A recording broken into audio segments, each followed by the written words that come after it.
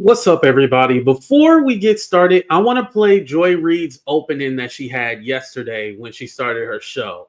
Um, I seen a lot of different messaging in there, and I was all like, even though she was talking about the overall government, she's talking about what's going on with MSNBC. So I want to go ahead and play it right now. Let me go ahead and pull it up on the screen.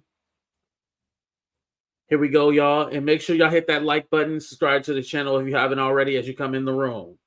And happy Monday, everyone. And we begin tonight with what I think is the question. When you are in the midst of a crisis, and specifically a crisis of democracy, how do you resist? When fascism isn't just coming, it's already here. So what, if anything, can you do about it? Well, for one thing, you can try to learn from history, from what people in this situation in countries around the world and in America have done before. As my friend Rachel Maddow always says, history is here to help. America hasn't always been a free country for everyone, and we've had resistance movements from day one. From enslaved people fighting their captivity. Shout out to Harriet Tubman, who was a 92%er before 92%ing was cool. And even taking up arms during the Civil War. To the women's movement and the workers' rights movement and the Stonewall gay rights movement. They've all been versions of the fight to make this a free country for everyone and to have a true multiracial. And happy Monday, everyone. And we begin tonight with what I think is the question. When you are in the midst of a, and that is history's most important lesson, right? That the most important thing, the first rule is to fight back. To never stop resisting. Do not obey in advance, as Tim Snyder put it. Do not take the knee, to throw in a Game of Thrones reference. Even if it's scary or uncomfortable or inconvenient, just keep saying no, or finding creative ways to say no in small ways and large. Medgar Evers said, do not shop where they will not employ you. Dr. King championed the Montgomery bus boycotts to become the leader of the civil rights movement. The labor rights movement shut down factories and hobbled industries to win the 40-hour work week that you enjoy right now, and more recently to ensure the right of workers to work from home during COVID. People have marched against the Vietnam War and the war in Iraq and against the decimation of Gaza using our tax dollars. You don't always win every battle, but the whole thing is about resisting. And that is history's most important lesson, right? So the reason why I wanted to play that is because she talked about resisting. And what we're seeing a lot, especially with mainstream media, they're all bending the knee. Basically, if you have spoken out about the masses, about Gaza, racism, anything anti-Trump, you basically either lost your job or they got rid of your show with your name in it and now moved you to some kind of panel show, or you're a correspondent and you're out in the field working again. So we're seeing this energy where if you don't get along, if you don't go along to get along, you're either going to be fired or you're going to be demoted, but you're going to feel some kind of pain if you don't bend the knee. It was very scary for me moving into politics because I was like, I feel like you guys aren't going to like it. You're not going to like me, blah, blah, blah. But I feel like somebody needs to fight for the people. Even with my small platform, I feel like you guys need somebody. You need to know that there's somebody out there who is going to fight and who is going to put out accurate information the best I can. Now, I'm always going to give you my opinion, but I'm always going to try my best to give you the facts. I feel like it's important to put accurate information out there and let the people hear it for themselves and then let them digest it the way they want to, instead of just listening to clickbait and rage bait content to get you angry. Let's go ahead and start the show. Thank you guys for being here.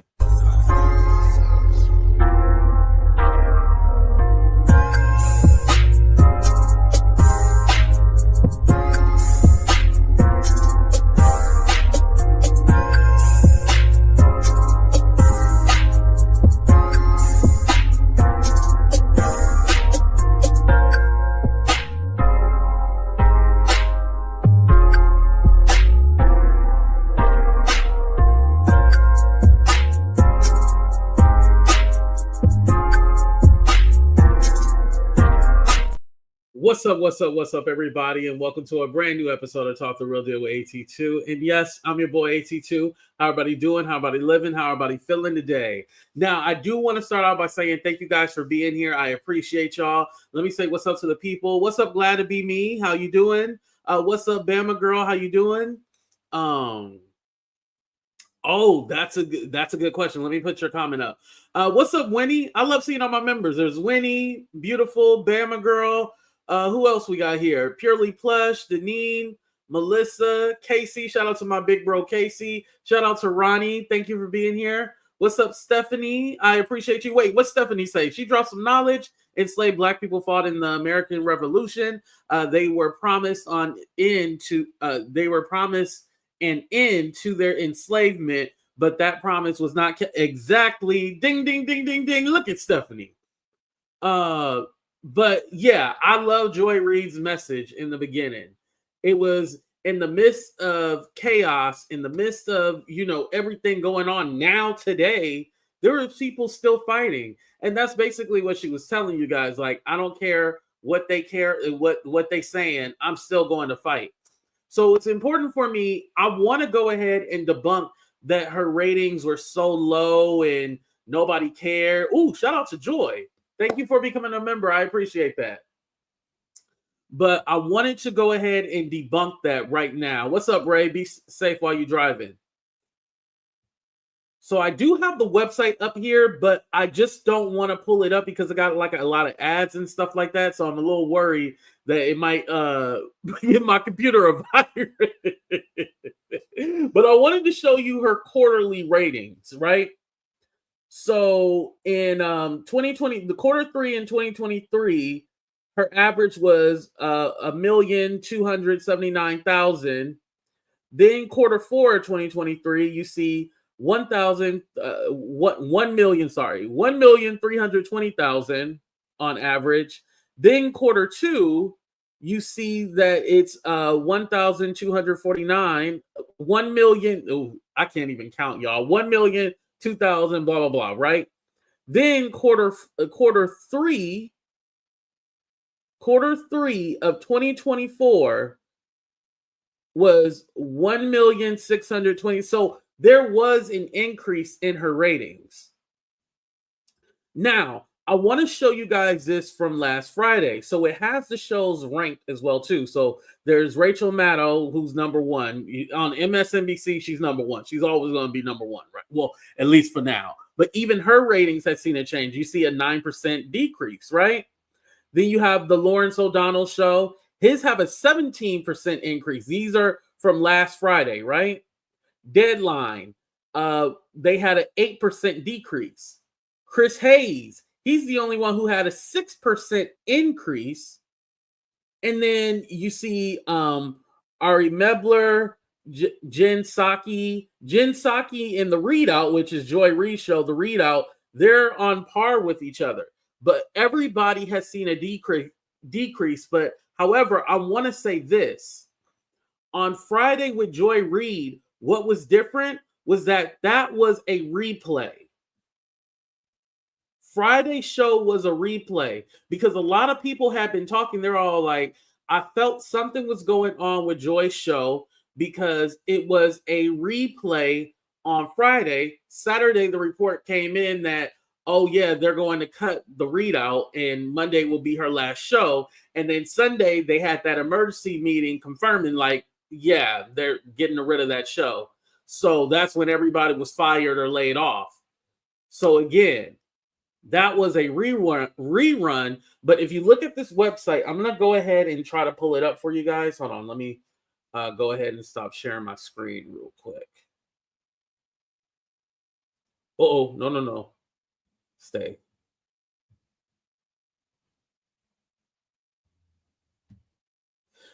Because a lot of the articles that I was seeing, they were saying like, oh, like the overall, like everybody ratings had dropped after the election. Because let's be honest, we were all sick. We were all like, this is some bullshit. We tired of legacy media. We're not watching them no more. That's how we all felt, right? So everybody was feeling the effects. So this website is US TV DB, US TV DB. So I will go ahead and share this website. But that's from the 21st, and you see all the ratings. But they were sometimes she wouldn't hit 1 million, sometimes she would, but it wasn't so low. Now, January right here, this is where we get into where, you know, the numbers had decreased, but then they suddenly increased after February 3rd is when they started to increase. So again, it was on par with the trend that the ratings were increased. Now, if you look at some of the other shows that are underneath Joy's show, they were like in the 400,000s. So it was all like, well, why didn't you get rid of those shows too? So my point is that this was more of a, I'm bending the knee to Trump. I'm bending the knee to him. Because whose show should they got rid of? They should have got rid of the Morning Joe with Joe Scarborough and Micah, whatever, how you say her last name. They should have got rid of that. But they knew they were up to be kicked out next. So what they did was go to Mar-a-Lago to meet with Trump and Jaguar Wright. I'm just kidding. Jaguar Wright wasn't there. But went to go meet with Trump and Mar-a-Lago and, you know, basically kissed the ring, bend the knee, and kissed his ass. And was all like, oh, we're building a relationship so we can have open dialogue and conversation. So they're hoping to get him on the show. So who do you kick out in this case? The person that you can kind of justify with, oh, well, the ratings wasn't this or that, or they weren't on par with Rachel Maddow, who's number one. So we can kind of kick her out and get her out of here because Joy Reid has spoken out against Gaza. That's another thing. Gaza, when it came to immigrants, when it came to Trump, those were the three major things. So, yeah, they're like, we need to get you up out of here. We need to get you up out of here. That's the way they felt. If everyone was seeing an increase, and you got to think about this too. She's one of the only ones that actually got kicked out. Now, I don't know if they offered her like, hey, we'll give you a new show, right? We'll give you like some kind of panel show. You can join somebody else's show. I don't know if they offer her that and she said no. But again, it's Joy Reid. I'm not taking, you know, a different show. Like, if you want to change my time slot, that's one thing. But if you want me to basically be a part of somebody else's show or a panel show or a correspondent out there, nah, hell nah.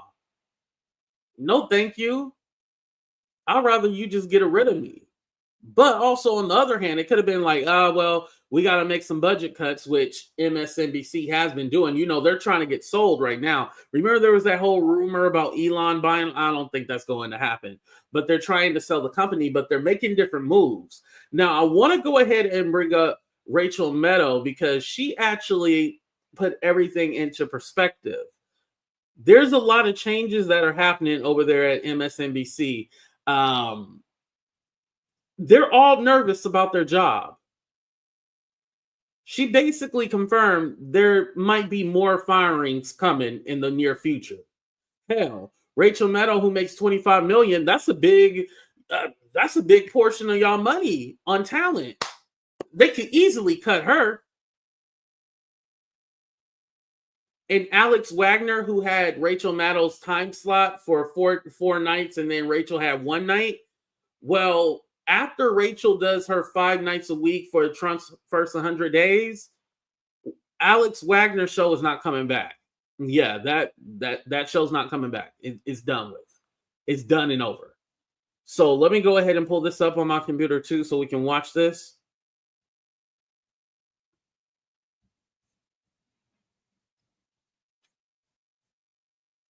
PM hour, all the other nights except for Mondays. So that's a big change. An even bigger programming change is at 7 p.m. Eastern, where Joy Reid's show, The Reid Out, ended tonight. And Joy is not taking a different job in the network. She is leaving the network altogether. And that is very, very, very hard to take. I am 51 years old. I have been gainfully employed since I was 12. And I have had so many different kinds of jobs, you wouldn't believe me if I told you. But in all of the jobs I have had, in all of the years I have been alive, there is no colleague for whom I have had more affection and more respect than Joy Reid. I love everything about her. I have learned so much from her. I have so much more to learn from her. I do not want to lose her as a colleague here at MSNBC. And personally, I think it is a bad mistake to let her walk out the door. It is not my call, and I understand that, but that's what I think. I will tell you, it is also unnerving to see that on a network where we've got two non-white hosts in primetime, both of our non-white hosts in primetime are losing their shows, as is Katie Fang on the weekend. And that feels worse than bad, no matter who replaces them. That feels indefensible, and I do not defend it. I like how she said, she mentioned them being replaced, right? Because a lot of people are making the argument, well, how can it be a race thing or, you know, something against Joy if they're replacing her with two Black people and one Latino woman? Like, how is that a bad thing? And it's like, one, they're probably not making as much money as Joy. Like I said, they're probably making $250,000 a year. And now that's not chump change, but it's not as much as Joy. Cheaper labor, they can pay them less. And then also too, this could be their alibi, like, oh, well, we got 3 people of color. So yeah, see, we replaced her with people of color. We didn't replace her with a white woman, you know, like NBC did Tamron Hall. Remember they replaced Tamron Hall with Megyn Kelly, and then ended up, oh, we're going to talk about Megyn Kelly versus Don Lemon a little later. Don't worry. But remember, they had replaced her with Megyn Kelly, and then Megyn Kelly, aka Blackface Kelly, was all like, yeah, I love blackface. You know, everybody used to do blackface back in the day. And then she had to come back the next day and apologize, and then they fired her ass. Yeah. So they have a history of replacing them. You know, and it's not the first time. Tiffany Cross got fired. Is it Melissa? What is her name? Light skin with braids, Melissa. She was before Joy Reid, and I think she left, but it was like a dispute. Let me go back to the video, you guys. But there's just one other piece of it that you should know. From your side of the TV screen, you will mostly see changes in terms of who's in the anchor chair. And actually everybody who's going to be in anchor chairs from here on out are great colleagues and great at what they do. And you are not going to be disappointed in who's on our air and what you're going to be seeing. But one thing you cannot necessarily see is that the people who get our shows on the air, they're really being put through the ringer. Dozens of producers and staffers, including some who are among the most experienced and most talented and most specialist producers in the building, are facing being laid off. They're being invited to reapply for new jobs. That has never happened at this scale in this way before when it comes to programming changes, presumably because it's not the right way to treat people and it's inefficient and it's not the right way to treat people. So basically they're being let go and told, oh, well, you can reapply. Usually there's a shift of like, okay, well, now that this is gone, you guys will move over here. No, they're being let go and then told they can reapply again. And the reason why they're being told they can reapply is so they can pay them less when they come back. All the strategy. Necessary. And it kind of drops the bottom out of whether or not people feel like this is a good place to work. And so we don't generally do things that way. Maybe all of our folks, including most of the people who are getting this very show on the air right now, maybe they will all get new jobs here. And I hope they do. But in the meantime, being put in this kind of limbo, the anxiety and the discombobulation is off the charts at a time when this job already is extra stressful and difficult. It is not news for me to tell you that the press and freedom of the press are under attack in a way that is really... Thank you, Minnie. It's a big deal for our country. It's very visceral for us here. I know that the business of the press is not an easy thing, and I know that no job is forever. But I think I'm safe in saying for all of us anchors who you know through the TV, please know that what pains us the most is not what happens to us.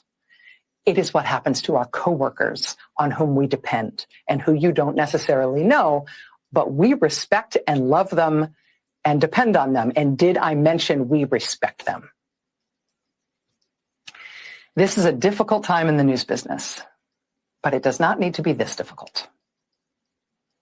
We welcome new voices to this place and some familiar voices to new hours. It's going to be great, honestly, and we want to grow and succeed and reach more people than ever and be resilient and stay here forever. I also believe, and I bet you believe, that the way to get there is by treating people well. Finding good people, good colleagues, doing good work with them, and then having their back. That we could do a lot better on, a lot better. That we can do a lot better on. Yeah. I'll be right back. Yep. So there you have it. And I appreciate her speaking the truth, because she definitely could have just been like, oh, well, it doesn't involve me. I don't care. It's none of my business. I was happy that she did speak out. Yeah, I think she's from Castro Valley, to be exact. I think it's Castro Valley, but yeah, she's from out here though. Oh, and please hit that like button. Thank you, Demetria, for reminding the people. Please hit that like button. I will say this about Rachel. I know I had made a comment about like, oh, I don't get the hype about Rachel, like blah, blah, blah. Okay, now I understand it. I like how she put her foot down, because a lot of times people will say, oh yeah, I have your back. I have your back. And they really don't have your back. They just let you get thrown under the bus. No. She is the biggest talent over there at MSNBC, and she spoke out. She spoke out when she didn't have to. She could have just continued on with her job like nothing happened and pretend like it's nothing. Oh, thank you, Mini-Me. I appreciate that. Thank you. Thank you for the super sticker. She could have pretended like it was nothing. Been like, oh, yeah, whatever. Well, we'll just move on. But no, she stood up for her friend. And she said she finds it alarming, unnerving that it's two women of color in the primetime spot that they're getting rid of. Because why wasn't Jen Psaki moved out, you know? So it's Fong, it's Cape Hart, it's what's his name? Is it Amon? What is his name? I forgot. Joy. But and I think it was Beautiful who said Fong was actually getting Fang was getting the boot. I thought she was moving over to being a correspondent now, but yeah, that tells you a lot. Jen has the worst, right? And now Jen is being moved to the primetime slot. So it's like, so she's getting rewarded and Joy is getting fired. This definitely has to do with backlash from anybody who's talking about Trump. Just like Jim Acosta on CNN, he left. And the reason why he left, probably because they were telling him like, hey, don't say this, don't say that. I was watching Don Lemon yesterday, and I did watch him a little bit today, but he was saying like, yo, there's something that's going on where they're getting rid of people who are vocal, people who speak out, especially people of color. They're getting rid of them because, yeah, you can't say too much. They want that relationship with Trump. You heard his press secretary today. I don't know if you guys did. Basically, it's been announced they're going to handpick who they want access, who gets press access now. So now we're going to see, if you don't bend the knee, they're going to get you up out of here. They're going to kick you out of here. They do not give a damn. You will not have access to Trump. Just like the AP, they lost access to him. They're not allowed to be in there. It's disgusting. You should at least be able to have freedom of the press. And it's all like, why aren't people resisting? Who's speaking out? Well, they're scared. That's why they're not speaking out. Like, we need somebody who is going to fight. People are losing their jobs out here, you know? I'm gonna talk about that a little bit at the end, because you know all these federal jobs that are being cut, it don't affect you until it hits home. And it has for a few of my family members, but I'll talk about that later. I want to go ahead and talk about the whole Joy Reid is race baiting and all this other crap. I want to talk about that for a minute. I find it amazing that it's one thing for the white folks to say it, right? Oh, you're race baiting, race grifting, as they call it. That's one thing, right? But I've been seeing black people say Joy Reid was a race grifter and this is all she cared. No, she talked about a range of different topics. And I feel like this. Wouldn't you want the person of color and the black person to speak on race than the white person? Wouldn't you want the person with the lived experience to speak on race? And let's also put this out here. Joy gave opportunities to people who had never been on network television to come on her show and be a panelist or be a guest. She opened doors for black voices. Just like the one time that she had five Senate candidates on her show. And it was 5 black men. Raphael Warnock was one of them. She gave opportunities to people. This whole, oh, she was a racist. You know, Trump said she was a racist. She was obnoxious. And there's no such thing as reverse racism. A couple of things. 1, no such thing as reverse racism. 2, there's no such thing as black people being racist, especially when it comes to America, because we do not lead in the system. We did not create the system.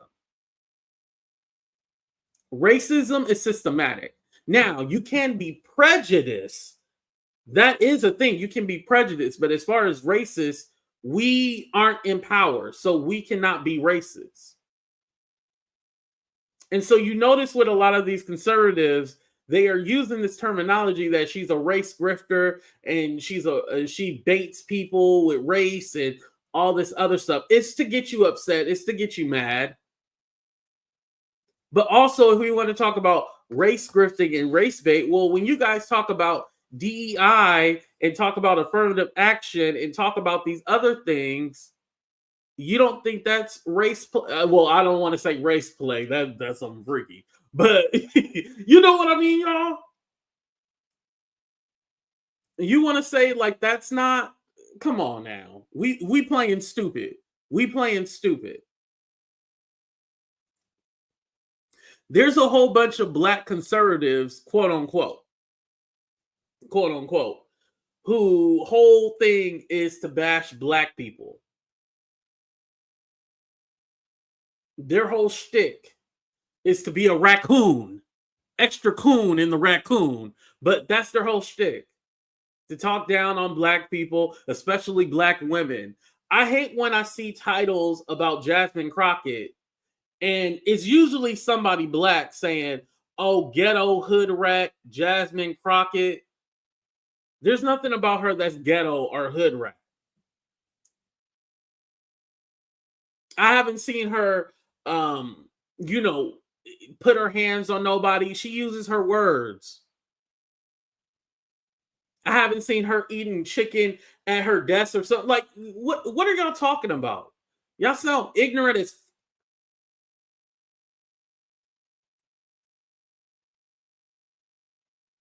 And it's sad because it's all like, it's your own people doing it. And it's all like, yo, is the money that good where you would disrespect this woman? Because just like she's a ghetto hood rat, just know if you get out of line, you're that same ghetto hood rat.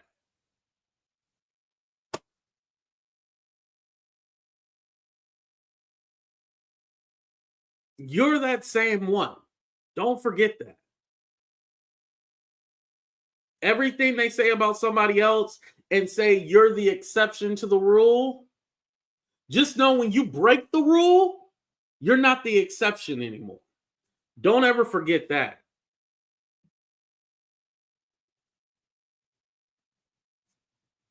There's no such thing. I used to think, oh, I'm the exception. I used to think that was a good thing that I was an exception. Until I realized, no, that's a whole microaggression. There's no such thing as being the exception. I'm with my brothers and I'm with my sisters. They are me. I am them. There's nothing that makes me more special than anybody. They are me and I am them.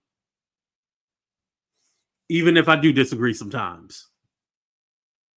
Yeah, Marjorie Taylor Greene. She's ghetto. I think she's ghetto, but she white, so she ain't gonna get that, right?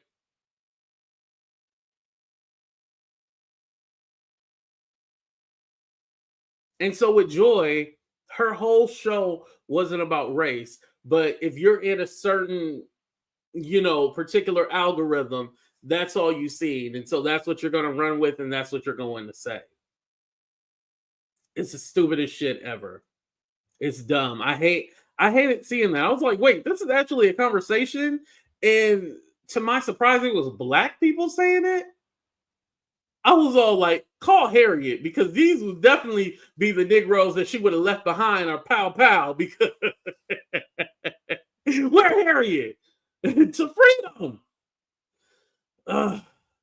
So we're going to actually kind of stick on this topic because we're going to talk about Don Lemon. So everybody kind of seen the clip online. Put a 1 if you've seen the clip where he said F you to Megyn Kelly.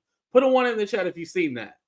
But no one kind of talked about like the backstory to why he said that. So I want to go ahead and take a look at that with you guys. I'm not going to play the whole video because it's like 30 minutes. I'm just going to skip to certain parts of it so we can, kind of get to the point. But he had called, he has been supporting Joy Reid, and he had called out Megyn Kelly, who called Joy Reid racist. So I want to go ahead and just put it into full context. And shout out to Don Lemon. I thought Don Lemon be one of those people who strike your channel. He hasn't stroked my channel for playing his video. So shout out to him, right? And please hit that like button and subscribe if you haven't already. Supports women. Okay, so this is what she said. Remember when Joy Reid laughingly mocked white women tears as pathetic and offensive to her?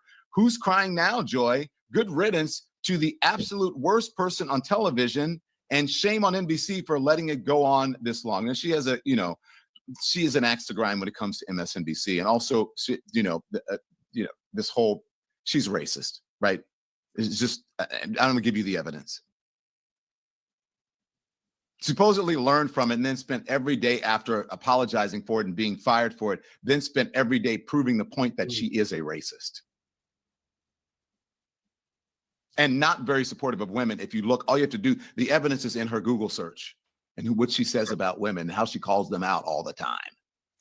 You know what? I did laugh when she was talking about Elon Musk's new baby mama. I did laugh at it, but it's funny because this is the same woman who was talking about protecting women when she went through her thing with Fox. Remember, she was Me Too'd?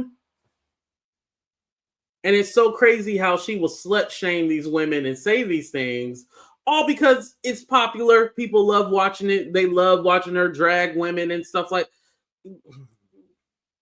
the fakeness, right?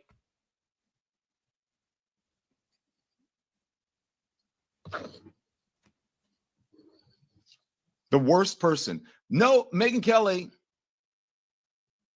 the worst person on television was fired from NBC in the Today Show a few years ago, and that's Megyn Kelly. Mm-hmm. That's the worst person who's not on television anymore, is you.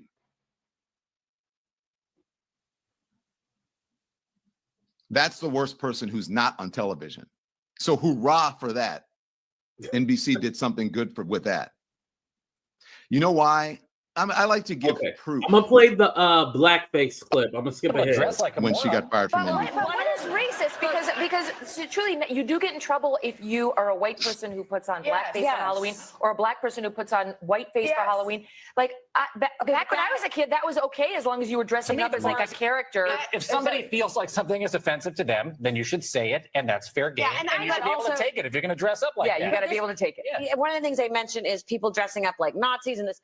if you think it's offensive, it probably is. Yep.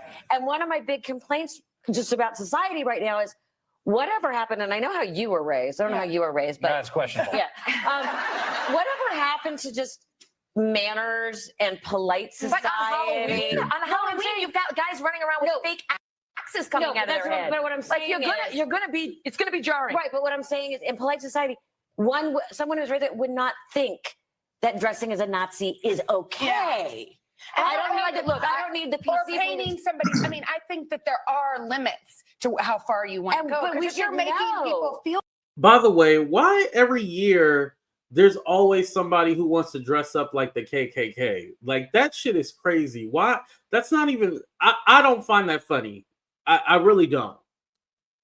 But I'm saying normal people kind of know where that line is. Yes, right. I mean, I have a son that dressed as a fireman with an axe and then insisted on carrying the axe around for like a week. But there was controversy on the Real Housewives. yeah. There was a controversy on the Real Housewives of New York with Luann, as she dressed as Diana Ross, and she made her skin look darker than it really is, and people said that was racist. And I don't know. I thought, like, who doesn't love Diana Ross? She wants to look like Diana Ross for one day. I don't know how like that got racist on Halloween. It's not like she's walking around. I have not seen it. But it sounds a little racist to me. Me too. And by the way, I haven't seen the other, too. but if she really wanted to look like Diana Ross, she should have dressed as Michael Jackson. Because they... No, that was funny. I don't know. I can't keep up with the number of people that just come on, we're already in the deep end. literally. I can't keep up with the number of people that were offending just by being like normal people. It's not normal people. Right. It's not normal. It's not.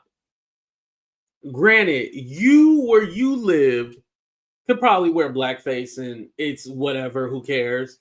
But this was, I believe, 2017, I believe. Either way, blackface was never okay. Did people do it in entertainment and stuff like that? Yes, they did. And you see now they're being called out for it. It was never okay. Never was. Because again, when they do the blackface, they don't actually look black. It's either this. They'll put on hella tanner and look orange, or if they do blackface, they do like that real like black paint on their face and look like one of those the minstrel clowns or whatever, and then put red lips. And, like, come on now. Come on. I've never seen somebody do blackface and was like, dang, they killed that. They did that blackface. They killed that shit. I've never seen a white person or anybody do that and they're like, dang, they killed that. Like, they look good when they... No. Yeah, the shoe polish, exactly. It literally looks like a minstrel show. Like, that's what it is, basically. So let's get back to it, because he's going to play her apology. And you don't, in order to be Diana Ross, you don't have to darken your skin. Because I did not skip over when she mentioned Joy Reid was talking about white woman tears. I didn't forget that. We're going to revisit that. Don't worry. And it's not okay. Blackface was never okay and is not okay. You may have heard that yesterday we had a discussion here about political correctness and Halloween costumes. And that conversation turned to whether it is ever okay for a person of one race to dress up as another. A black person making their face lighter or a white person making theirs darker to make a costume complete. I defended the idea, saying as long as it was respectful and part of a Halloween costume, it seemed okay.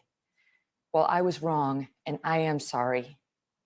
One of the great parts of sitting in this chair each day is getting to discuss different points of view. Jesus. Sometimes I talk and sometimes I listen. And yesterday I learned. I learned that given the history of blackface being used in awful ways by racists in this country, it is not okay for that to be part of any costume, Halloween or otherwise. You're right. I've never been a PC kind of person. But I do understand the value in being sensitive to our history, particularly on race and ethnicity. This past year has been so painful for many people of color. Thank you, Michelle. The country I appreciate feels that. so divided, and I have no wish to add to that pain and offense. I believe this is a time for more understanding, more love, more sensitivity, and honor. And I want to be part of that. Thank you for listening and for helping me. You know, I don't know if you guys can see it or not. Let me blow it up a little bit. There's no tears coming down her face. There's none. There's none. This is what Joy was talking about when it came to white tears, white women tears, because white women are known to do the whole crying act to get them out of trouble or seem like they're in distress when they're not in distress. That's what the white woman tears is. Like crying for no reason, crying when they're not even in distress. That was the whole point of it. So I know when she said Joy Reid was making fun of white tears or something, like, I know she took that out of context. But what Megyn just did right now, this is white tears right here. You want to know what white tears is? White women tears is when they cry for no reason, have no like basically no one's hurting them, no one touched them. They just have hurt feelings, so they start crying for no reason to absolve them from taking accountability, or secondly, to have this outcry because they're in distress and they're looking for help and someone to save them.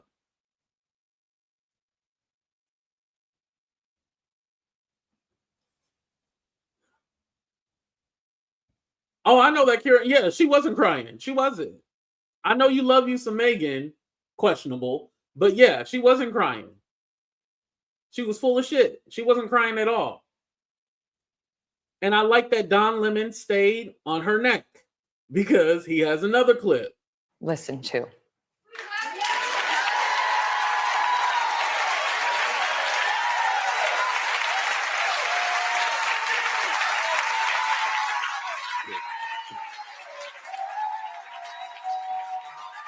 Get your black ass down. Ugh. Seeing those black people stand up and clap for her. I know they had to, but disgusting. Make me sick to my goddamn stomach. Hit that like button, y'all. And thank y'all for supporting the channel. You can send a super chat, Cash App, PayPal, Venmo. Y'all know what it is. Okay, let's go here. This is when she's talking about Tiffany Cross, who was fired from MSNBC as well, too. Fired. Tiffany Cross, the most racist person in all of television, and in particular on MSNBC, just got fired. Poor Tiffany. Say it, and that's fair game. Yeah, and Sorry, I was trying to stop it. Mims, hold that thought because we're going to get to that too. That's in here too. Don Lemon had the receipts. Okay. All right. Sorry, I didn't mean to do that. I got excited. Sorry. Shout out to NBC just got fired. Poor Tiffany. Tiffany, apparently, okay, hold on. I want to read you it just came out. This is what they say. That she, this is per Variety. Stand by. Okay. There's been speculation that her relationship with MSNBC was becoming frayed, according to one of the people with knowledge. They were growing concerned, the executives were, about the anchor's willingness to address statements made by cable news hosts on other networks. She sparred with Tucker Carlson all the time, yours truly as well. And indulging in commentary, executives did not feel met the standards of MSNBC or NBC News. I'll give you just a couple of examples of some of her greatest hits. Recently, I called her a dumbass because she commented on Tua, the Miami Dolphins quarterback. She was upset when Tua got hurt, the concussion thing, which I was upset with too. So when she calls her a dumbass, it's okay, it's fine, it's funny. But when Tiffany calls her out for that, it's not okay. Do you see what I'm saying?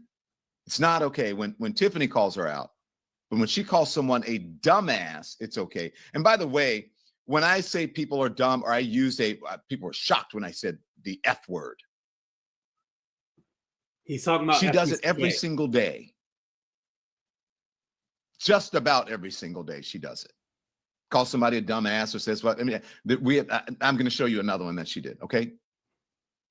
But it's not okay if Tiffany calls her out for it. You know, when Megyn Kelly was a lawyer, then she was a journalist. Like, you just expect some. No, we don't expect it. What am I talking about? Let me shut the hell up. We don't expect nothing from her. She showed us who we were, who she was.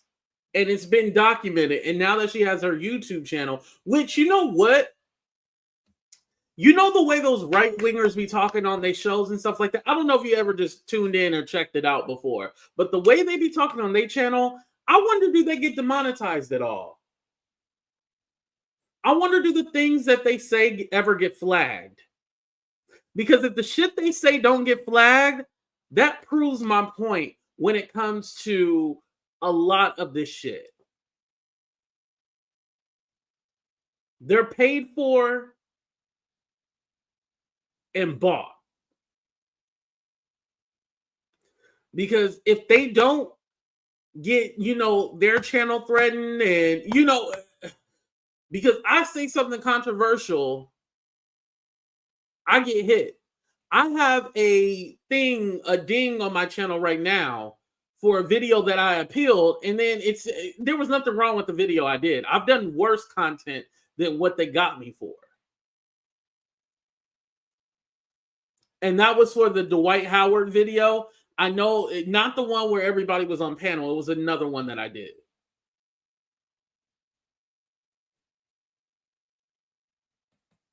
It says a lot. All right. Keep going. But she took it racial. She was like, all these white owners making these black players. Two is not black, and the owner was, or the coach was not white. She blasted Republican members of Congress as white supremacists a day after the Wisconsin jury acquitted Rittenhouse. Okay, somehow that made the Republican members of Congress white supremacists. She called Rittenhouse a little murderous white supremacist. She said we should all be concerned about white replacement. It is, after all, a very threat to our survival here. White replacement can strangle culture. Thought we weren't supposed to be talking about, quote, replacement theories. Thought that was racist. Yeah. And then she came out and said on the Capitol insurrection. Okay. We could have heard that, but that's okay. So Tiffany has a show. She, as Megyn Kelly does, should have the right on her show to be able to say things that people don't agree with, because people don't agree that Tiffany, who's a very bright woman, is a dumbass. So it's okay for he's calling out the hypocrisy. We're gonna skip to the next clip. I'm sorry, but she's only a star with leftists, and the fact that she has some roots in Alabama does not make her a fair and balanced reporter. White I will submit to the white record. Jesus. Hold on, let's get to it. And when I saw this headline, I kind of laughed and I said, oh, this is so ridiculous. Yet another person claiming it's racist to have a white Santa, And by the way, for all you kids watching at home, Santa just is white, but this person is just arguing that maybe we should also have a black Santa. But, Santa is what he is. And just so you know, we're just debating this because someone wrote about it, kids. Okay, I wanted to get that straight. But Jedediah, when I read the piece, right, son, the author seems to have, she's African-American, and she seems to have real pain at having grown up with this image of a white Santa. And she speaks about it kind of honestly, saying, I didn't really understand why that had to be. Yeah, she wants Santa to be inclusive. And I had the same reaction. Initially, I was thinking, oh, this is more politically correct nonsense. This is hypersensitivity in our culture. And then you read the piece and you really walk through the steps with her. I think it's a tribute to her writing. And you realize if you were a young kid and you were African-American and your Santa Claus was white, it would affect you when you went to school. Maybe you wouldn't feel that you were part of that tradition. Now, she suggests that a penguin should be Santa. Okay, that's where she goes off the rails. Well, I think that's kind of interesting, though, to have an animal, which is something that kids love, sort of brings that cartoonish component into it. And I think that makes all kids kind of. So I wasn't able to find the actual article, but I found references basically everything to Megyn Kelly in the whole conversation. But the girl was talking about how there wasn't representation, like she didn't see a black Santa. Does Santa, come to black neighborhoods? Like, why isn't there somebody who represents all people? And so she had suggested Santa being an animal, figuratively. So here's the thing. Knowing that, the girl didn't have a problem with Santa being white. It was more like a reflection, like I didn't see, kind of like when you talk about people on TV. We didn't really see too many black people on TV in a certain time period, or at least positive, without them playing a crackhead or somebody servant or slave. You know what I mean? So those kind of things. So that's what the girl was referencing. And Megyn Kelly took it to seem like, oh, Santa's not, oh, why you gotta make Santa blah? Listen, Santa is who he is in everybody's household. If you live in a black household, he's gonna be black. If you live in a Latino household, he's gonna be Latino. If you live in an Asian household, he's gonna be Asian. If you live in a white household, he's going to be white. So Santa is gonna be whatever color the household is. At least that's how it was when I was raised. We might have had a white Santa, but the main Santa in the house, the bigger Santa, was going to be black. Or if there was a white Santa, the white Santa was right next to black Santa. We made sure Santa had representation.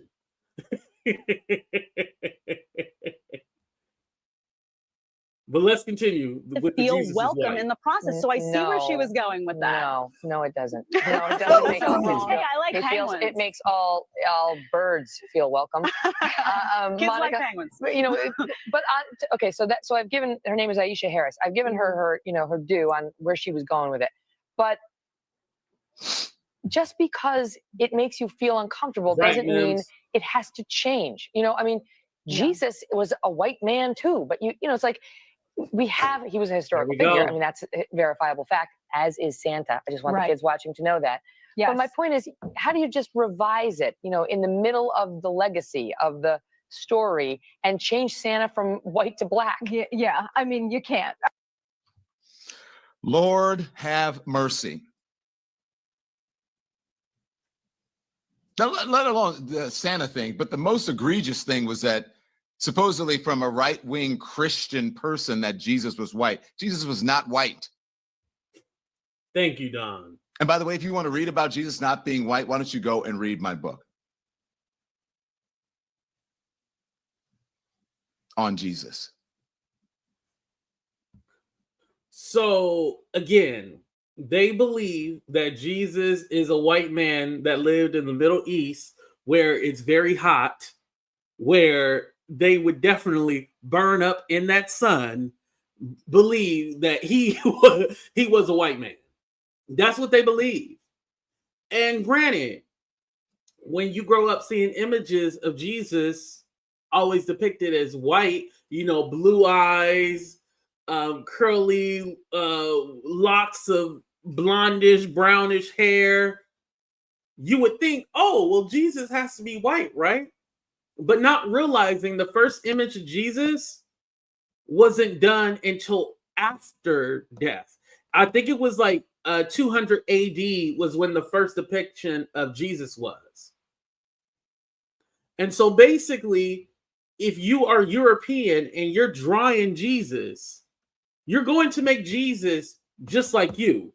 This is why he's depicted in the way he is, because hell, I would not follow a Middle Eastern man if I was white. I would make sure that every character is white, just like Santa's Turkish. But again, I'm gonna make sure that all my heroes are white. And so, granted, this is why Santa is white. If you look at the history, it's because they drew him that way. But bronze skin, hair of wool, hair like wool, that's not a white man. It's not. That's a lie. He is not a white man.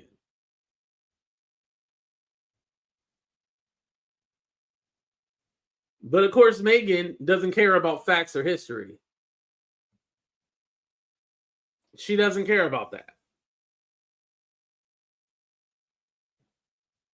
But they will throw information out there like, yeah, he's white. And it's all like, no, that's not factual. Not at all. But again, this kind of plays into why they have that hierarchy that they're better than everybody. They're the best. They're this, they're that. Because, oh, well, God's white. He made us. He made us white. So he's like us. So this is why we fit. Listen. Oh. Put a 1 in the chat. Should I wake it up? Should I wake it up? Put a 1 in the chat if I should wake it up. Put a 2, don't wake it up.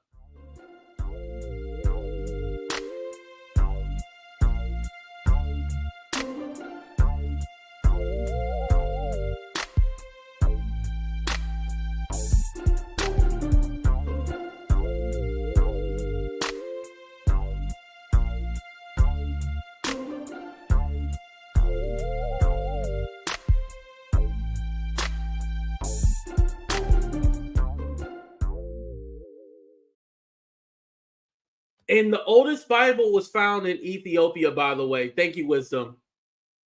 Okay, y'all say waking up. Damn, I'm about to get canceled, y'all. Oh, y'all about to be mad. But because Jesus is depicted as white, this is the reason why you got them people in Israel who are of European descent thinking they're God's people.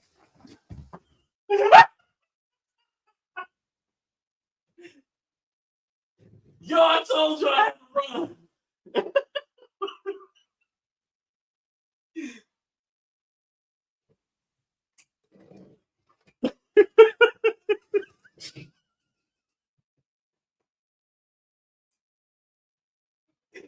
I know I ain't shit, but y'all ain't either. I don't give a damn. I don't care.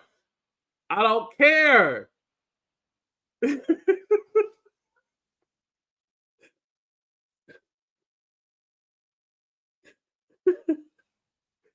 I mean, I gotta. I ran off the screen like I made it better. Because you just be all like, I know that ain't your homeland. Olga and John, that is not your homeland. Your homeland is in the Caucasus Mountains. It is not in the middle of the desert.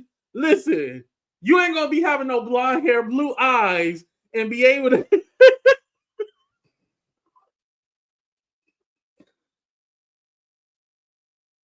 Israel is not in the Netherlands.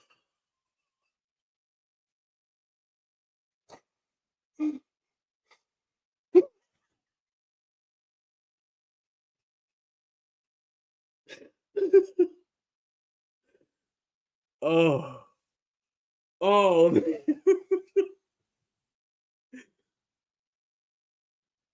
You know,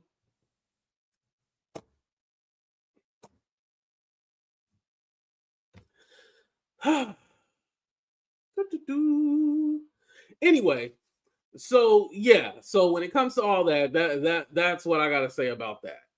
But Megyn Kelly, for her to open her mouth and say anything about somebody, I wanted to basically show like what Don Lemon was saying when he called her out was you're literally contradicting yourself in who you really are. You're not a nice person. This is why you get called out. This is why people don't like you.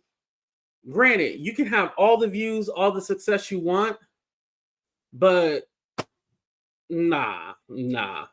Was that a new clip? No, it wasn't a new clip. It was that was old. But I'm pretty sure she feels the same way. She hasn't changed. She's still the same person. Yeah, the Canaanites, yeah.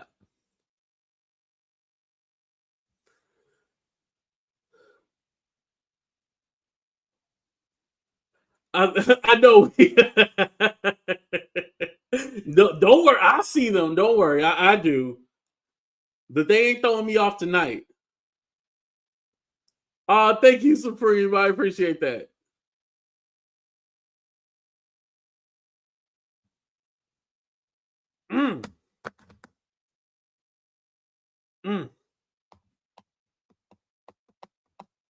I agree.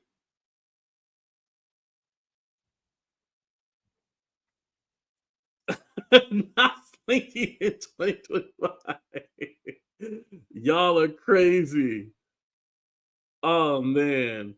But yeah, I wanted to play that clip with Don Lemon. I like that he went off on her. Oh, I didn't even play the FU part. Hold on, I'm sorry, my bad, y'all. Because that's the part y'all was waiting for when he said FU.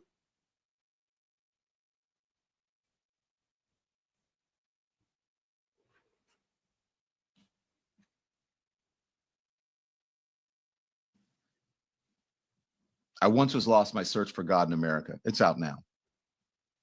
Searched for a way to respond appropriately, and I called on my 10 years as a litigator in addition to my now 20 as a journalist, and I think I found the perfect phrase, go fuck yourselves.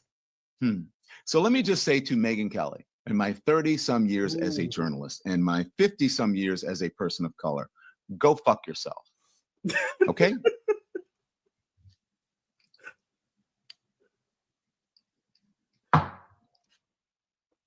And you know what I like about Don Lemon is that I might not always agree with him, but literally, we need someone on the other side that will just be as nasty and as rude as they are.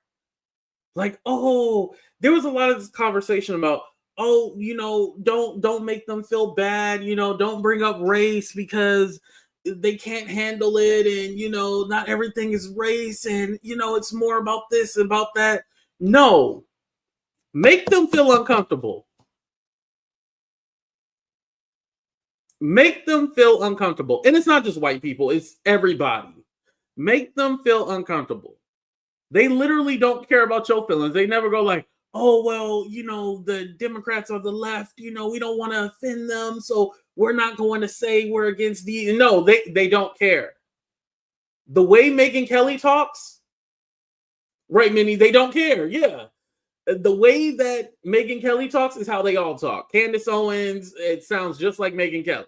She might want to be her, but sound just like Megyn Kelly. They all have this echo chamber. But what you more or less see on more liberal or left-leaning shows is they all kind of go after each other. Now, some of you might not know who they are, but I'm going to bring this up. The Vanguard.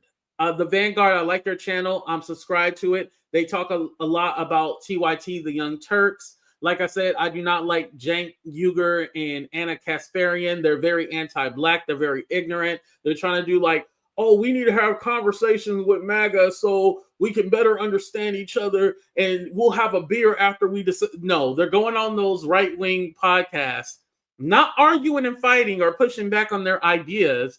They're mostly agreeing or just shaking their head. But if they go on a left-leaning or someone who would have more in common with them, they are pushing back, yelling at them, saying like, oh, you can't be that way. We have to have discussions and, you know, you can't just cut people off. And they literally are defending MAGA. And it's all like, wait, you guys are supposed to be a progressive platform. And mind you, that whole progressive and leftist and socialist, no, it just equals anti-black. And we can talk about that later. But, you know, a white leftist and a white conservative, they the same people. Because some of the shit I heard them say is saying, oh, we can't, you know, DEI, you know, it's like a bad thing and affirmative action. We shouldn't really have that. And it's all like, wait, aren't you the people who's supposed to understand and be able to articulate that those programs are there to give access to people? It's not necessarily mean that merit or they didn't have the qualifications. No, it meant that these people would never have a seat at the table. And I want to circle to that later, but let me finish with the Vanguard. So the Vanguard, they criticize the Young Turks and stuff like that. That's what their channel is basically. They give commentary and stuff like that, which is cool. I am fine with. But a lot of people were upset that, oh, I was calling them out or anything. And it wasn't calling them out. I was just saying that at this time, we need to be pushing back on what is going on. Like these people losing their jobs. The prices of groceries, have those went down? No. This cultural shift of where you're basically going to be penalized if you speak out against the power. It's literally turning into a dictatorship without us, you know, being dragged out in the street or thrown in jail or, you know. And talk about more of the policies and the things that are going on in the world. Yes, you can criticize somebody for not being on the left or not being left enough or being Democrat, whatever, but that's not resolving any issue. That's not educating the people. Because you don't see the right, you don't see Candace Owens and Megyn Kelly going after each other. You don't see that. Now you did see a little bit when Candace got fired from what the Daily Wire. You know, she didn't say too much. She quickly went back to bashing black people, but you know, there was a little tiff right there. But other than that, you don't see them bashing each other. It's great to call out other people, but don't make that your main thing. And especially somebody like them who almost have 100K, like they got the power where they can talk about anything and really educate the masses. And we need more of that on this side, because this cultural change where minorities, immigrants, people who are different, LGBTQ, everybody is being looked at as, oh, you guys are soft, or you're always crying and bitching and moaning, and you're trying to get ahead of, you know, of the white people. And it's not that. Everybody is supposed to be welcome, and it's not feeling that way. And so there could be a larger discussion. And that's what my point was. Listen, they ain't got to listen to me. They can do whatever they want to do. I don't mind. I don't care.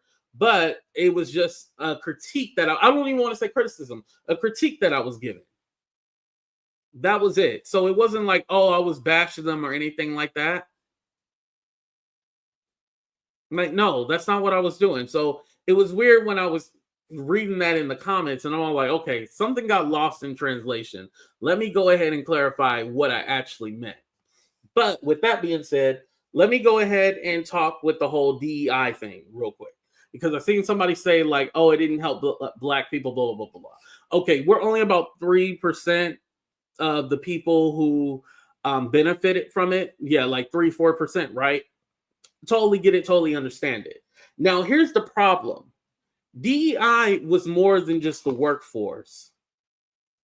It almost gave people a reason to be all like, oh, I was tired of thinking about y'all. I was tired of catering to y'all, or feeling like I had to treat you special or differently because you're this or you've been oppressed. Like basically, you know, after George Floyd, that's when a lot of the DEI programs and these companies said, oh, we're committed to change and all this other stuff. It was fake. It was a business move. It was good for the time. But when Trump came in office, it was all like, DEI, we're going to get rid of that. Mind you, that was just at the executive level. That was not at the private sector. He signed the executive order for the federal level. For federal, not the private sector. But those businesses like the Walmart, Target, this and Amazon, all that, felt like, oh, well, shit, now that he done put that out there, now we can, like, whew, finally we ain't got to care about these Negroes. You know, that's the way it felt. Like, oh, God, finally. Just like Target, for example, the reason why people are boycotting Target is because it's not because they just got rid of DEI. They started pushing, like, you know how they always did stuff for Black History, and they would put it in the front, like books and different Black vendors and stuff like that, and they would really highlight that. Well, they started putting that stuff in the back or on the side where you can't see it. On top of that, some of the Black products started going on clearances, so they started easily, you know, throwing that shit out or trying to move that shit out. Those trainings, you know, as far as diversity trainings, those are out the window. And trust me, if you ever worked in corporate or you worked in an environment like an office space, you need that. Because there's a lot of ignorance that goes on. And let's be honest about something. No Black person has ever been given a job. They have never been given a job. They earned it. We all know when we go to that job, we got to know that job frontwards and backwards before we even get in the motherfucker. We know that, right? We got to know it before we even get in there. You know how with Black people, we be on a 3-month probation and shit like that. No, when you black, your whole motherfucking time at that job is a motherfucking probation. You're never off of probation. You're always on probation. You're always constantly proving yourself. I never remember a time where I didn't have to, like I wasn't proving myself.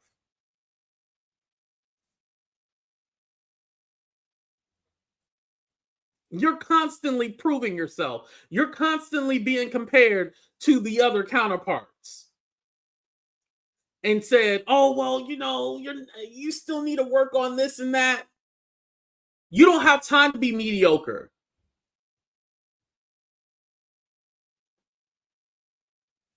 If there's a mediocre black person, there's only one of them. Because I have had a mediocre manager before. But but she was tenured in there. That's why she was lazy like that. But again, you're constantly proving yourself. You're never given the benefit of the doubt. If you do something, it's a crime. You miss something, it's a crime. I've been at the damn job where literally you see the managers and certain people huddled together talking about how they're going to set somebody up to get them fired.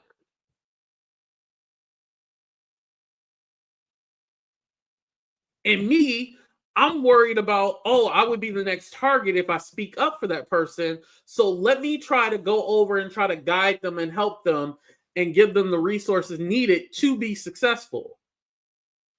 Sometimes it worked and sometimes it didn't.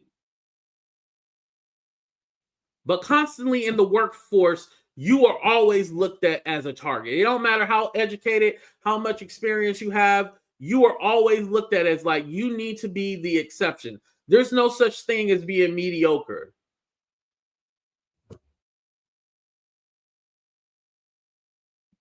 Meeting after meeting, yes, exactly. So, did DEI, was that the savior of everything? And that was, no. It definitely needed improvement because why was 63% of the beneficiaries white women? There was definitely some shit that needed to be resolved, right? We're not going to take that into account. But as I said, with DEI, it was more of a cultural thing. And it was basically letting us know, like, yeah, y'all thought y'all were going to have an advantage to us.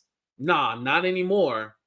Oh, I got that wrong. 76. Oh, okay. The one that I seen said 63, but the 76. Oh, shit. That's even worse.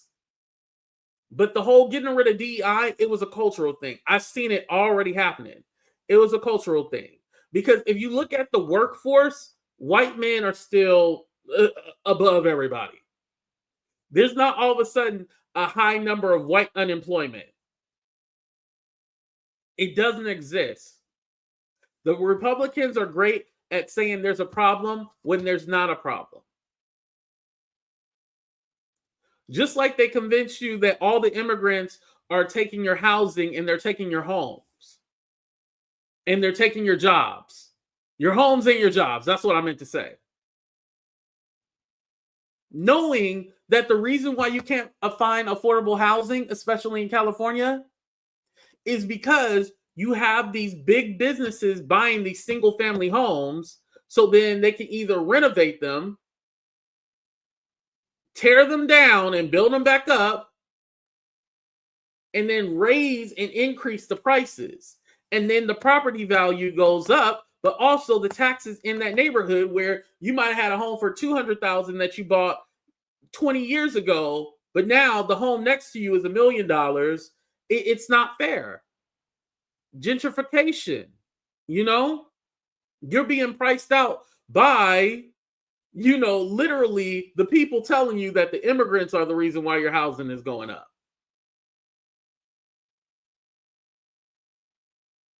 The reason why you can't find a job is because of these immigrants. No, that's not the reason why. I never had a job where they gave it to an immigrant instead of me. And I know somebody said like, well, AT2, some of these jobs you got to speak Spanish. Technically, when you know another language, that counts as a skill. It might be an advantage because they know a second language, but it counts as a skill set. The thing about us in America that I had to realize is that we typically only know one language, right? We might take Spanish 1, Spanish 2, but hell, after that, I was done. I didn't do no more. I was done. I admit that. Yep, I was done. I was like, okay, no more. But typically in other countries, they learn another language. So that actually counts as a skill set. Classification is skill, right? But either way, we don't have an official language, so that's another reason why, you know, they might need a bilingual person for the job, and that caters to a certain niche, a certain market. Like, I have customers that speak Spanish. I need somebody who speaks Spanish. But you can't tell me that's the only job that you have. Like, that's the only job that was on the market.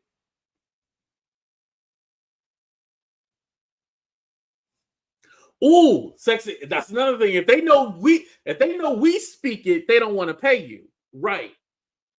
Mm-hmm. That's so true. Or if you're bilingual, they'll give you a 50-cent increase on your wage. They used to do that so much. They're like, oh, you speak Spanish? Oh, okay. Well, we'll give you a 50-cent increase. You gotta be out showing a 50-cent increase. And we don't talk about why the wages are low. It's not just because of the immigrants. It's because these companies don't want to pay livable wages. And we're not speaking to when during COVIDiana. Well, now we can say COVID. I don't think it pops up that thing. But during COVID, why were companies seeing an increase? Some of us was out of jobs, couldn't pay rent, none of that shit. But these companies had profit. You're supposed to be struggling with us. What you doing with profit? That's really when the price gouging and inflation went up during that time.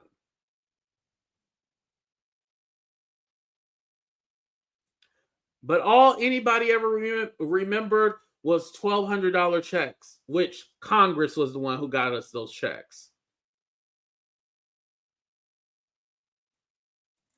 Are y'all hearing me?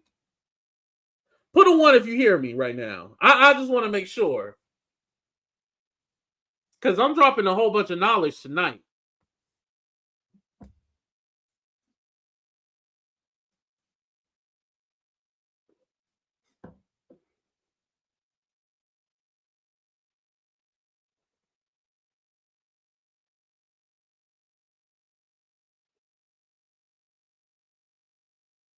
Mm-hmm. It's the greed. One day what people will learn. One day people will learn. It's the greed. It don't matter if you're white, black, Republican, Democrat, Independent. That don't really matter. If you not the rich, you ain't gonna get shit. That's it. Simple as that. Right. Which Mike Johnson, who's the Speaker of the House, already said, yeah, that's not going to be a thing. Right. He just signed his name. That was it.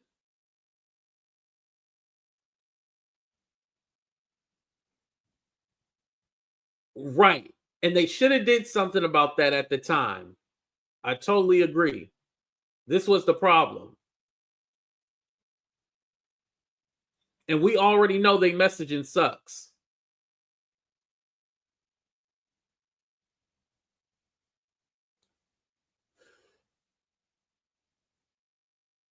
Can you drop knowledge on? Hold on.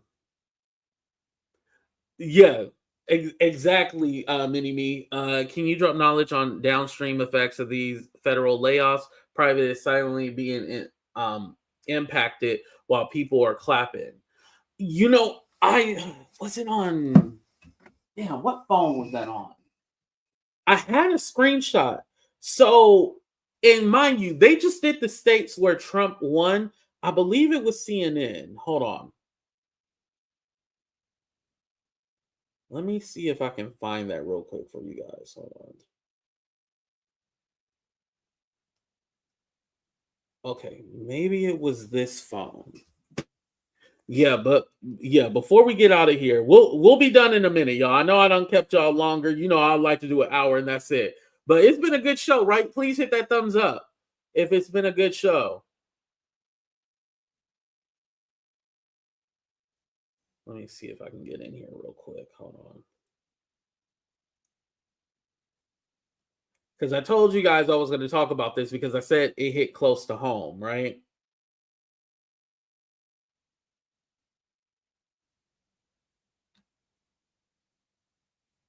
I believe it's in here.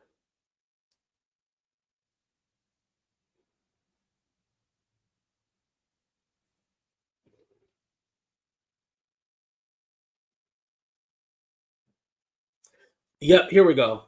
So this is on CNN. It said federal workers in states Trump won. And it shows you all the states where he won and all the employees that have been laid off. These are the federal employees right here. So the full total, well, the total of the states he won was 979,900. So just imagine you add in California, you add in these states, all these states that went blue. What's the real number of everybody who got laid off? What's the real number?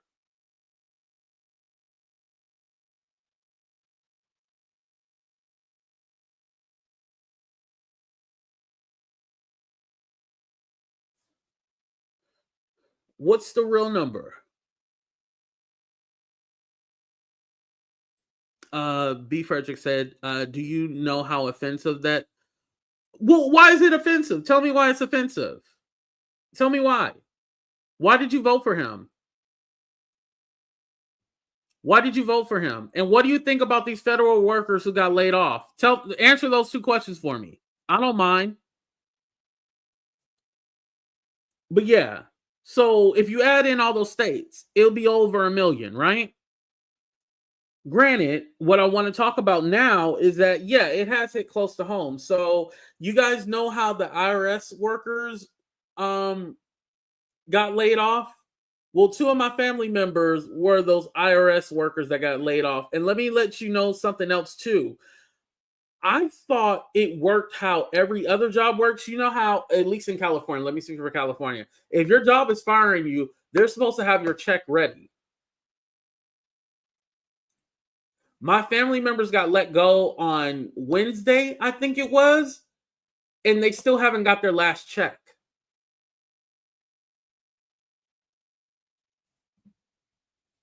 So it's almost been a week. So Wednesday, tomorrow's going to be Wednesday. They still haven't got their last check. So I don't know if that was just for the IRS people or that's been for everybody. They haven't had their checks.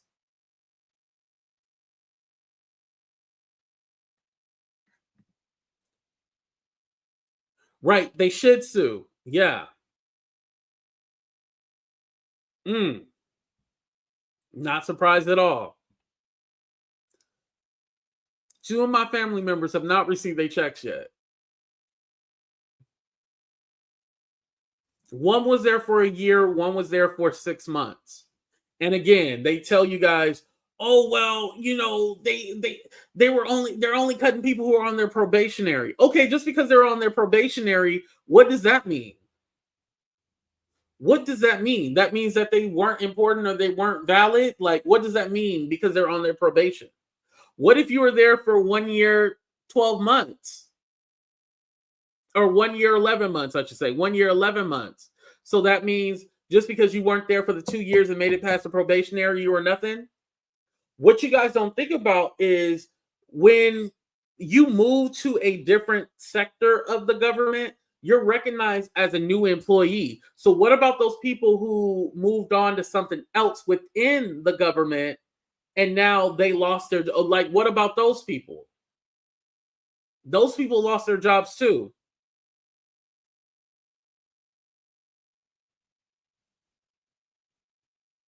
And you got to prove also that the job was wasteful. I don't know how anybody getting hired at the IRS would be wasteful. Doesn't y'all check always come late? Them IRS, because I'll be owing, so I don't get no check. But for those of y'all who get your check, doesn't that check always come late? You know, I'm just saying. And yes, he did. Clinton had one, and also Reagan had a team that, was downsizing the government.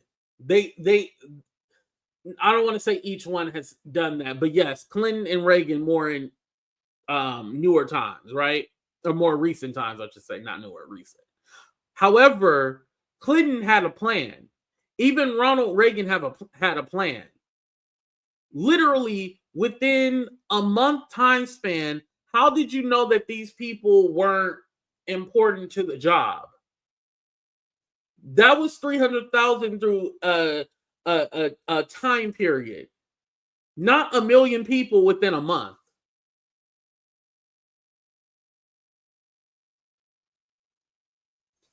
You're telling me over 1 million? Like, that's how many people was wasted in our government? Like 1 million people, and you were able to find that out within a month? What numbers, what calculations did you come up with to figure out that they weren't needed? Like, how do we know that? And now you have Elon, who they're claiming, oh, he's not over Doge, he's not over it. But why is he sending emails talking about, can you tell us what you did? You know, like their productivity to figure out what they did. And if they don't do it, they get fired. And they've even been going back and forth with that. The FBI has been saying, well, he doesn't have no authority over that. So again, the messaging is way off. And when you're supposed to come in, you're supposed to be creating jobs, right?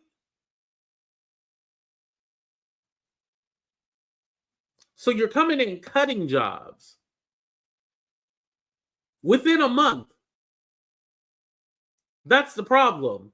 Within a month. It's not like it's been, I want to say, over a 6-month period, like, okay, well, we found this out. Within a month, like, they were ready to go chopping these people off. And also, too, if you hear a rumor they're giving a severance package and all that, that's a lie. They were not given any severance package. I think what you guys were talking about is when those people, the federal workers, like if they wanted to retire and take their money out or whatever, they could go ahead and retire early. I think if they wanted to leave, I think you're talking about those, but they weren't given a severance package. He said he's sending another email. Wow. Not surprised. Yeah, it's a complete wrecking ball. Yeah. And I'm so surprised that people aren't upset with somebody who claims that they're not in the government, in government business. And mind you, another reason why he's cutting these people, because it was just announced today that the airspace, he took his people, put his people in there from the SpaceX or whatever, and also hooked up his little internet, the Neuralink, to improve air traffic. So basically, let me clean out these jobs, right? Let me clean out these jobs and put my people in here, so then you're working for me. Y'all ain't even seeing it. Y'all ain't even hearing me right now. Let me kick all these people out, put my people in here, and then that way, these government employees are working for me, and I'll be set for life because I'm going to get all this government funding. Y'all not even seeing it. Y'all not even seeing it right now. I would not be surprised. These people who got let go, you start seeing more of his people intertwined.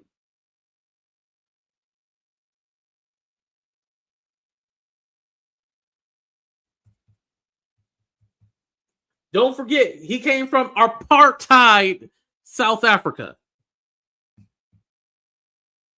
You can't tell me he don't still think that way.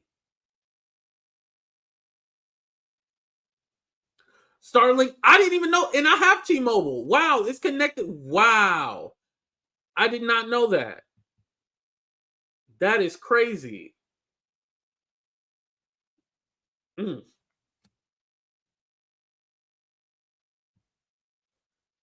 I wouldn't be surprised. That's why Ukraine is the way listen, they like, hey, that's an endless war. We done with Ukraine. Remember? They done with it. They don't want to help them. I think they made some kind of deal or something like that today. I didn't look into it. But beforehand, they were saying like, well, that's an endless war. Like, why are we still giving them money? And also, too, you know the funding that they give to Ukraine? Most of that stays within the United States because it's funding so we can build the bombs and everything needed to send over there. A lot of people just think like they just take all that money and just send it over to Ukraine. No, no, no. That includes the stuff that we make to send over to them. I just recently learned that. I agree, Nate. They definitely are. Yeah, a mineral deal. Yeah. I think I didn't look into what it all. Thank you, Shani. I didn't look into what it all included, though.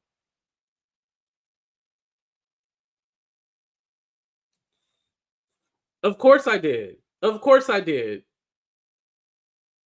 But are they in office right now? Are they in office right now? Why are we talking about the? That's just like people still like. Oh, another thing when they go like, "Where is Kamala?" Minding her own goddamn business. She's a private citizen. She's not in office. What do you want her to do? All she got to do is just chill. Okay. Right. Clock it.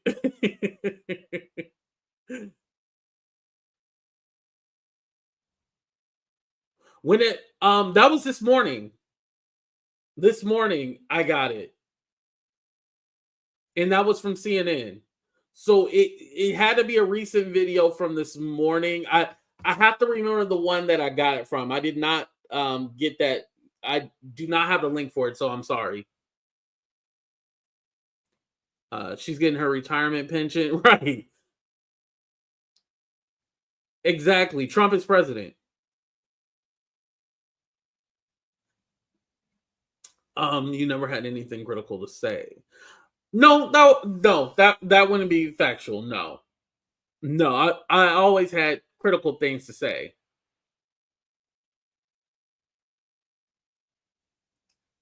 I don't know if it was not to your standard or to your liking, but I always had critical things to say. No, that's not true.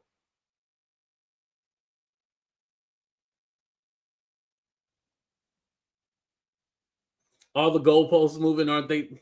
Right.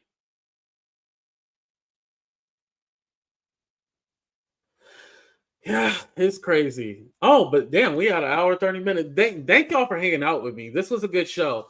I'm actually going to be back later because I want to talk about this like a serious case, but I feel bad for the guy who passed away, but we have to have a larger conversation though.